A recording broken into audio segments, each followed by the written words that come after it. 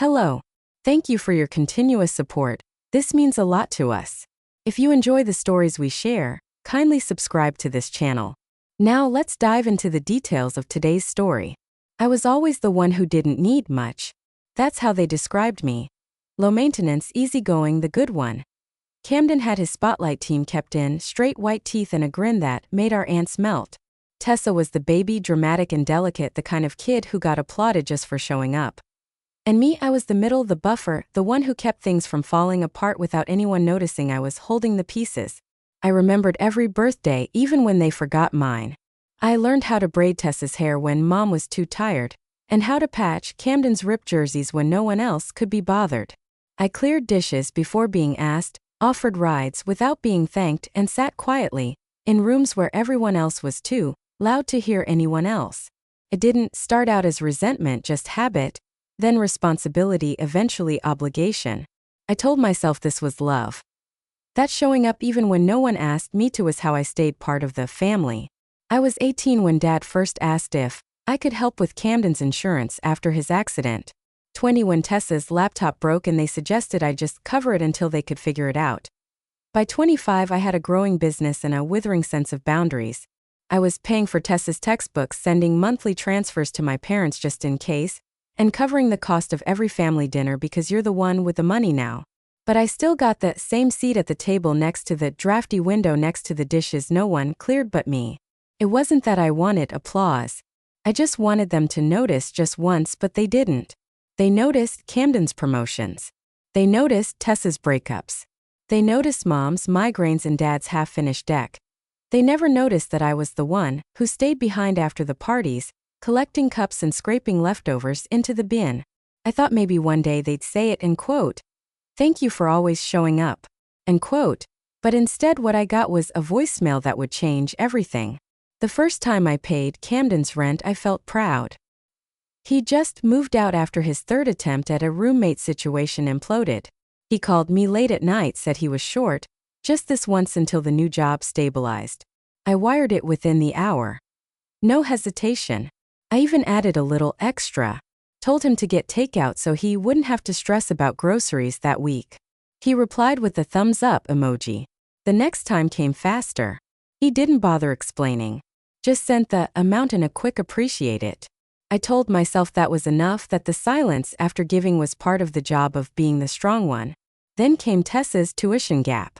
Something about her scholarship not covering lab fees. I got a panic call from her 2 days before the deadline. I paid it and the next one and the next one after that. At some point my card was saved on her student portal. My parents were slower to ask but more consistent. The roof leaked, the water heater broke, the dishwasher stopped working. My dad would grumble through a call about how things just aren't built the way they used to be, then trail off until I filled in the silence with "I can cover it." There were no thank yous, not even the small ones, just more needs. And I kept meeting them, thinking maybe gratitude lived in their comfort, that maybe showing up was enough even if no one said it out loud. But the moment I remember most wasn't a big ask. It was small, almost forgettable. My birthday, 30 years old. No call, no card, no flowers, just a single text from my mom at 3:17 p.m. "Can you Venmo me $80? Grocery store was more than I thought." I sent it. Then I sat on my kitchen floor with the cake I bought myself and realized I hadn't heard anyone say the words "Happy Birthday" out loud that day. That night, I lit one candle and didn't make a wish. I just sat there letting the silence pile up, like snow around me, and wondered what it would take for them to notice if I stopped showing up altogether. Thanksgiving was supposed to be different. My house, my table, my rules. I spent weeks planning it, booked a caterer, hired someone to deep clean the guest bathroom, even bought matching wine glasses for the first time in my life. I wanted them to feel proud. Maybe if I gave them something beautiful, they'd finally see me differently. They arrived late, of course. Tessa walked in, first AirPods and scrolling through her phone as if the whole event was background noise. Camden followed, calling from the hallway, "Do you have oat milk?" As if I were the hostess of a trendy cafe and not his sister. My parents came last. My dad handed me a lukewarm pie he picked up from the grocery store.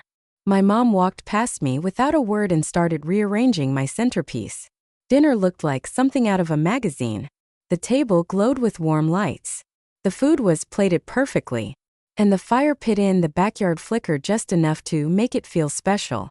But nobody noticed. No one offered to help set the table or clear it or even ask how I pulled it off. When Camden stood up for the toast, he smiled and said, and quote, "It's good to be together again. No matter what, this family shows up for each other." And quote, he raised his glass and everyone nodded like he just solved world peace. Not one word about who paid for the catering. Not one word about the person who made sure it all happened. I waited for something. A glance. A whisper of acknowledgement. It never came. Later that night I stood by the fire pit alone.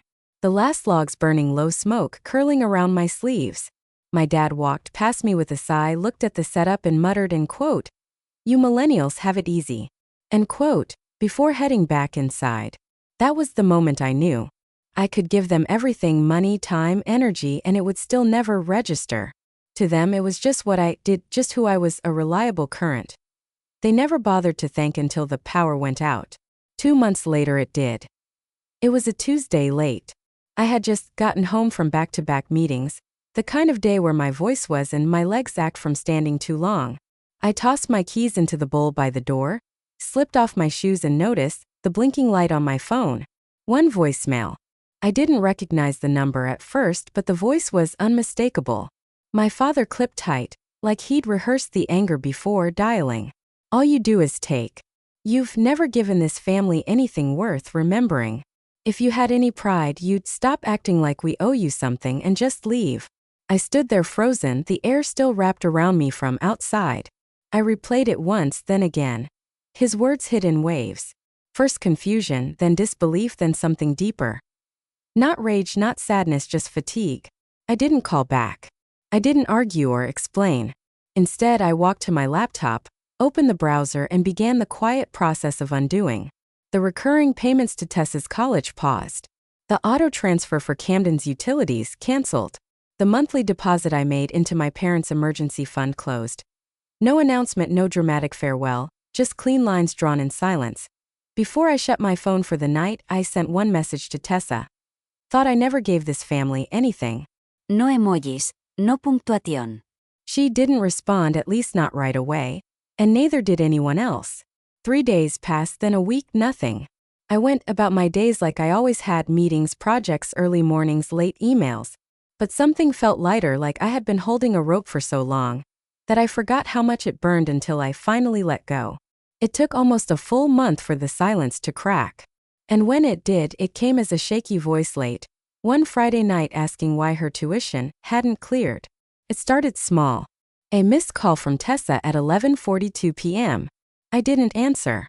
Then 2 texts back to back. "Hey, I just logged into my school portal. My tuition didn't go through. Is something wrong with the account? Can you check, please?"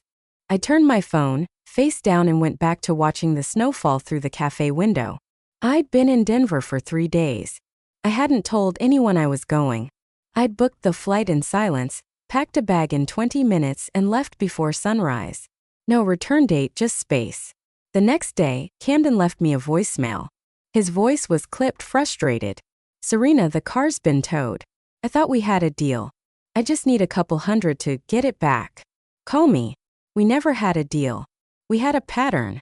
By the end of the week, I had missed 9 calls from my mother. One voicemail stood out. The bank saying the mortgage payment didn't clear. Did something change with the setup? Yes, everything changed. I sat in that same corner seat at the cafe every morning sipping coffee. I didn't rush, journaling in a notebook that still smelled like the bookstore I bought it from.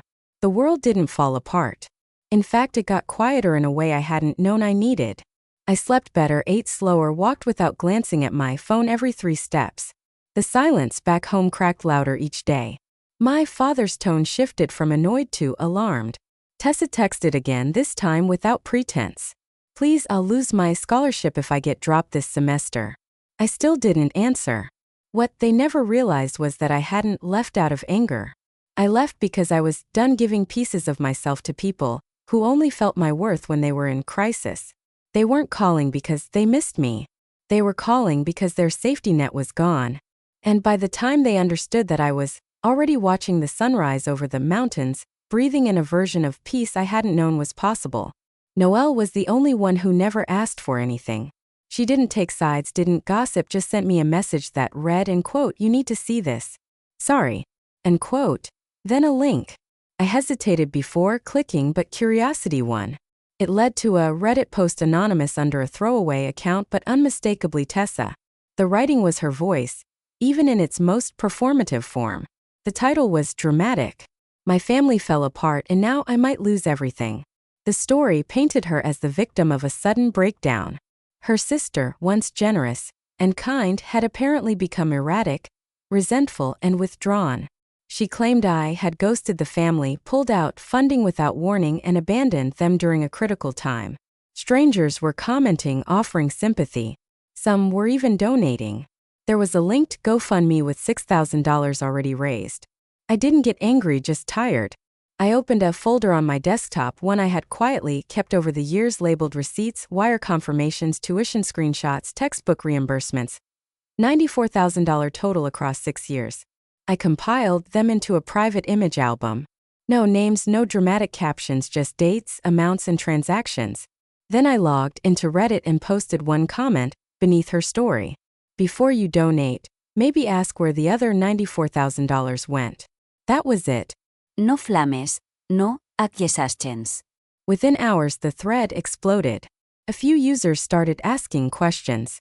Someone found a past post that contradicted her claims. The donations slowed. By the next day, the post was flagged for suspicious fundraising activity and removed.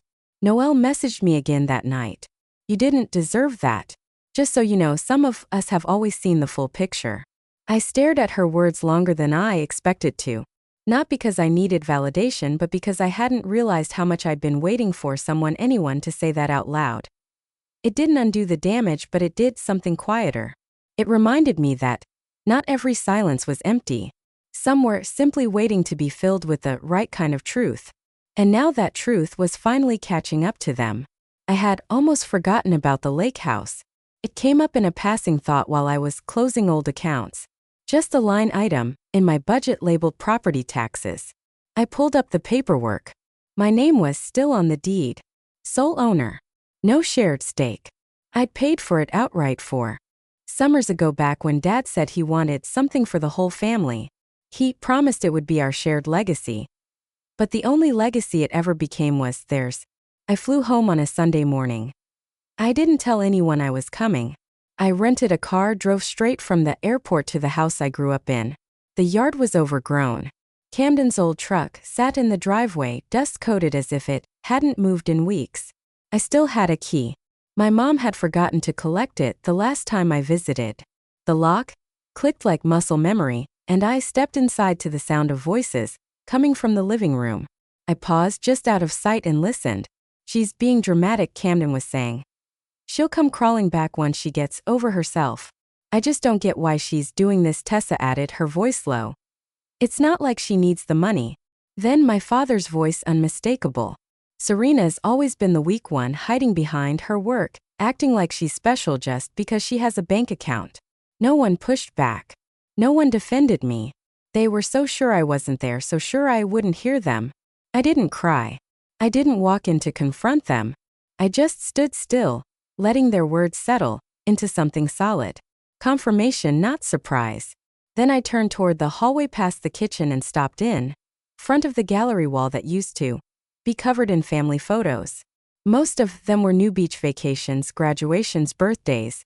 There was a framed picture from Thanksgiving 2 years ago, the one I hosted. I'd paid for the photographer, the food, the decor, and there they were smiling in matching sweaters, raising glasses around my table. I wasn't in the photo. I stood there for a long time, not because I was hurt, but because it was finally so clear. I reached up, flipped the frame face down, and walked out without a sound. Then I drove straight to the lake house.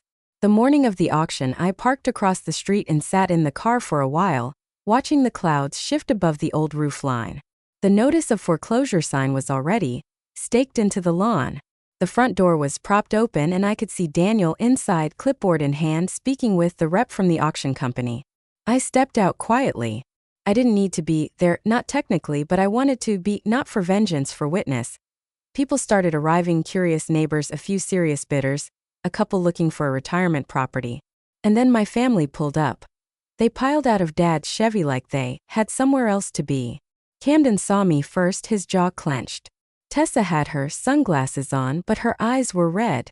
My mom looked like she hadn't slept. Dad headed straight toward me, posture stiff. End quote. You really doing this? End quote, he said, voice sharp. I am, I said calmly. You're going to humiliate your own family over what? Some misunderstanding. You think this makes you strong? I'm not punishing you, I said. I'm just finally choosing me. Tessa's voice cracked. Serena, please. I dropped 2 classes already. I don't even know if I can enroll next semester. I turned to her. I paid for 3 years, Tessa. Every bill, every textbook. You never said thank you. Not once. Camden stepped forward. You could have said something. Given us a warning. I looked him straight in the eye. I did. You just never listened. The auctioneer called for attention. We and LT. Unc and GT. LL begin in 5 minutes. My dad shook his head. You think this house means something without us? No, I said. That's why I'm letting it go. I walked past them and into the house one last time, signed the paperwork, handed Daniel the keys. I didn't linger. When I stepped back outside, the family that once expected me to hold them together stood, motionless on the porch like they couldn't figure out how to exist without the version of me they'd always depended on. But I kept walking. By that afternoon, the house belonged to someone else. I moved to Chicago 2 weeks after the sale. No dramatic announcement, no fresh start proclamation, just a quiet lease on a modest loft near the river, big enough for me and small enough to feel mine. There were no auto payments tied to anyone else's name. No forgotten birthdays to compensate for.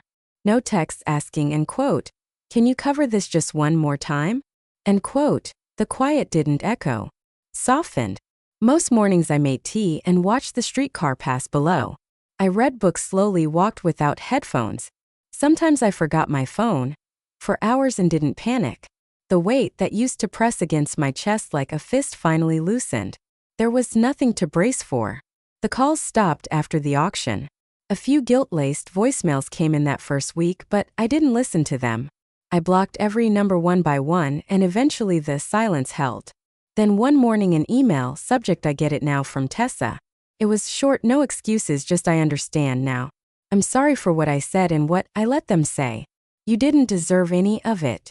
I read it twice. Then again I didn't reply. Not out of anger, not even out of pride. Just clarity. I didn't need her to understand anymore. I wasn't waiting for them to say sorry so I could begin healing. I had already started. Some apologies don't open doors. They close them gently. I clicked archive and watched the screen go still. That afternoon I walked to the lake, stood near the water and let the wind thread through my sleeves. The air smelled clean, not new but earned. And for the first time in years I didn't wonder what they were doing or whether they were still talking about me. I just stood there breathing, finally belonging to myself again. And when I got home I knew exactly what I wanted to do next. I took what was left of the college fund, the account that had once been set aside for Tessa's final year, and redirected it. The nonprofit was small, tucked into a corner of the city, focused on scholarships for first-generation women in tech. The kind of girls who reminded me of myself before the weight of expectation blurred the lines between support and sacrifice. I didn't put my name on anything. No plaque, no announcement, just a quiet transfer with a note that said, end quote, for the ones who won't have to explain why they matter. End quote. Back at my loft I cleared a space on the bookshelf. I framed an old photo Noelle had once sent me us at age 9. Aprons, crooked faces smeared with flour, mid-laugh over a batch of burnt cookies. Next to it I wrote one line on a torn piece of cardstock. Some family is chosen. Some peace is earned. I slid it into the frame and stepped back, not to admire it, but to feel the stillness of it. It didn't take much space, but it finally felt like mine, and I never sent another dollar their way again.